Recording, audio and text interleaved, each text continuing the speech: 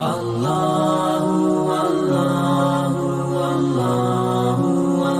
رب کریم نے اسے بنایا، بنانے کے بعد اس نے اندر روح پھونکی، وہ تو گوشت کا ایک لوتھڑا تھا،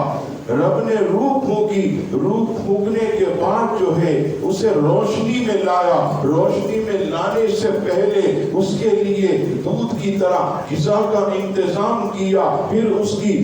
پیٹ کے اندر پرورش کرتا رہا، پھر باہر آنے کے بعد بھی رب کریم نے جو ہے اسے رزق دیا، اور جب یہ انسان مضبوطی کے ساتھ اپنے پیروں پر کھڑا ہو گیا تو اب یہ کہتا ہے کہ تمہارا رب کون ہے؟ اب یہ کہتا ہے کہ رب کریم کی کیا طاقت؟ محبوب کہہ دو یہ ناشکرے ہیں، یہ ایسے ناشکرے کہ جس نے